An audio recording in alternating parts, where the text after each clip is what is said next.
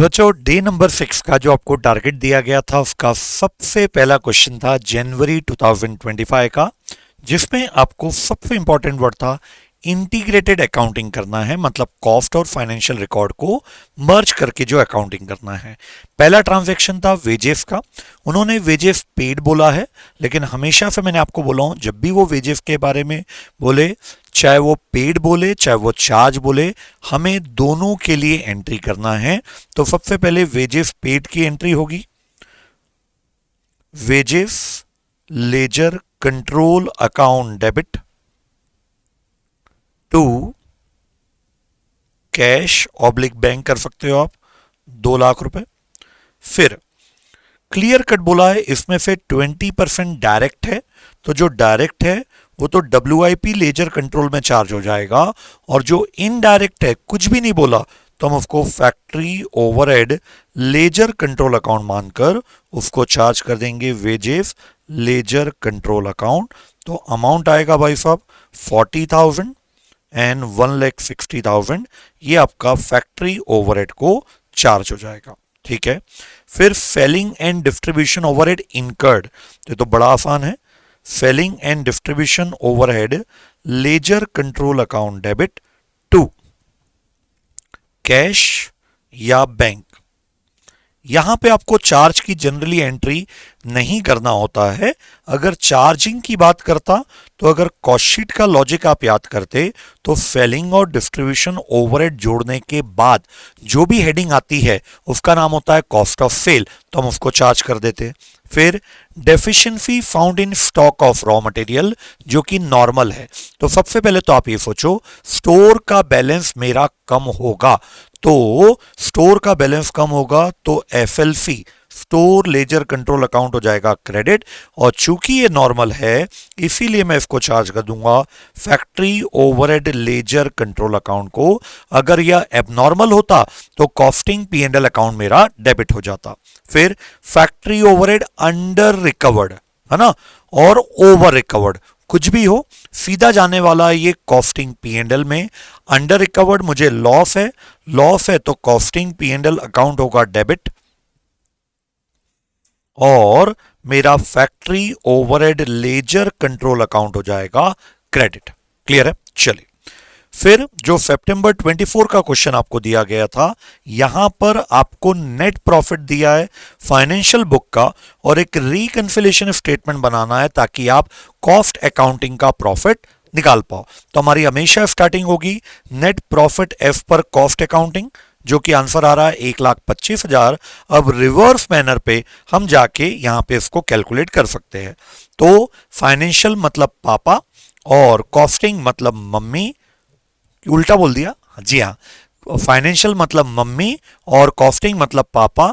पापा that is cost account को ही अपने आप को चेंज करना पड़ेगा, मम्मी कभी चेंज नहीं करने वाली।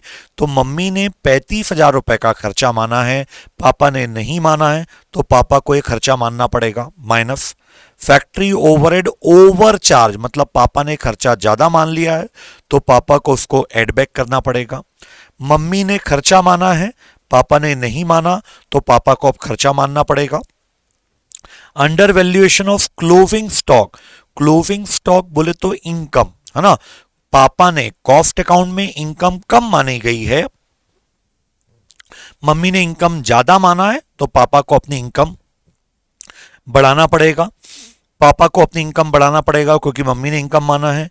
अंडर रिकवरी मतलब पापा ने कम खर्चा चार्ज किया है जिससे पापा का प्रॉफिट ज्यादा आ रहा है, तो पापा अब अगर इसको अपना खर्चा मानेंगे तो पापा का प्रॉफिट हो जाएगा कम। नोशनल रेंट, पापा ने इसको खर्चा माना है जबकि मम्मी ने नहीं माना है, पापा के खर्चे मानने से पापा का प्रॉफिट आ रहा है कम, तो हम इसको बढ़ा देंगे क्योंकि मम्मी ने खर्चा नहीं माना है। फिर अंडर मतलब ये हो जाएगा माइनस, पापा ने खर्चा कम माना है तो पापा को अपना खर्चा बढ़ाना पड़ेगा। बैड डेट रिकवर्ड, रिकवर्ड मतलब मम्मी ने इनकम माना है तो पापा को भी इसको अपनी इनकम मानना पड़ेगा। तो बच्चों सेम प्लस माइनस करके आप लिख देंगे। फिर रिवर्स में जब आप कैलकुलेट करेंगे तो जो जो फाइन आपने लगाया है वो माइनस का फाइन में कन्वर्ट हो जाएगा। क्लियर है? चलो फिर अब अपन आते हैं मई 2023 में। बड़ा सिंपल सा क्वेश्चन है, लेकिन पैटर्न थोड़ा सा इसका अलग था। आपको यहाँ पे बताना है अंडर रिकवरी है या ओवर रिकवरी, और उसका इम्पैक्ट बताना है कॉस्ट अकाउंटिंग प्रॉफिट पे, मतलब पापा को क्या करना पड़ेगा। फैक्ट्री ओवरहेड मम्मी ने ज्यादा माना, पापा ने कम माना, तो पापा के लिए एक प्रकार से अंडर रिकवरी है, तो पापा का प्रॉफिट आ रहा है ज्यादा, तो अब पापा को क्या करना पड़ेगा, रिकंसिलेशन में अपने इस खर्चे को मानना पड़ेगा, तो ये खर्चा माइनस हो जाएगा क्योंकि पापा को अपना प्रॉफिट करना पड़ेगा कम। तो इसी प्रकार से पूरा आपको क्वेश्चन करना था। मई 2022 में direct material issued to production. जब भी हम प्रोडक्शन की बात करते हैं तो हम WIP की बात करते हैं, तो WIP को मटेरियल इश्यू हुआ तो WIP लेजर कंट्रोल अकाउंट होगा डेबिट, और किसने मटेरियल इश्यू किया, FLC, तो FLC अकाउंट हो जाएगा क्रेडिट। फिर वेजेस अलोकेट हुई है, मतलब चार्ज हुई है, उसके पहले आपको वेजेस इनकर्ड की एंट्री करना चाहिए था, जो ICAI ने यहाँ पे नहीं किया, जो कि गलत है। हर बार ICAI जब भी वेजेस की बात होती है तो इनकर्ड के बाद वो अलोकेशन दैट इज चार्ज की एंट्री करता है। तो यहाँ पे किसको चार्ज हुआ, इनडायरेक्ट, कुछ भी नहीं बोला, तो हम फैक्ट्री ओवरहेड मानेंगे। तो फैक्ट्री ओवरहेड लेजर कंट्रोल किसने चार्ज किया, वो अपने आप को क्रेडिट दे देगा। फिर ओवर रिकवर्ड है, मतलब कॉस्टिंग P&L मेला क्रेडिट होगा, और किसके नाम से होगा, फैक्ट्री ओवरहेड लेजर कंट्रोल नाम से क्रेडिट हो जाएगा। एडमिन ओवरहेड अंडर रिकवर्ड है, मतलब लॉस है, तो कॉस्टिंग P&L अकाउंट डेबिट होगा, किसके नाम से, एडमिन ओवरहेड के नाम से। अब डेफिशिएंसी रॉ मटेरियल पे है, तो फैक्ट्री ओवरहेड चार्ज होगा, डेबिट होगा to store ledger control account. फिर बच्चों यहां पे आपको कॉस्टिंग का प्रॉफिट दिया है, आपको एक रिकंसिलेशन बनाना है जिसके द्वारा फाइनेंशियल का प्रॉफिट आ जाए। तो पापा ने खर्चा ज्यादा बुक किया, जिससे पापा का प्रॉफिट आ रहा है कम, तो पापा अपने प्रॉफिट को बढ़ा देंगे। पापा ने क्लोजिंग स्टॉक मतलब इनकम को ज्यादा बुक कर दिया, जबकि मम्मी ने इनकम को कम माना है, तो पापा को अपनी इनकम कम करना पड़ेगा। मम्मी ने इनकम माना, पापा को भी इनकम मानना पड़ेगा। मम्मी ने खर्चा माना, पापा को भी खर्चा मानना पड़ेगा। मम्मी ने लॉस माना, पापा को भी लॉस मानना पड़ेगा।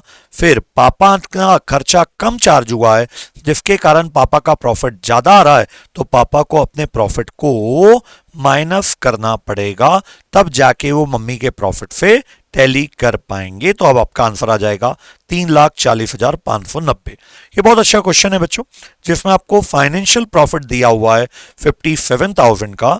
अब मैं यहां पे लिखता हूं 1 2 3 4 5 6 7 और 8।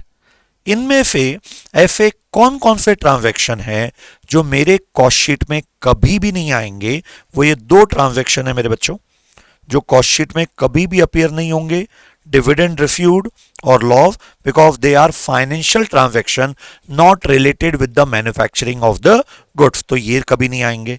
अब बचे 1 2 3 4 5 और 7।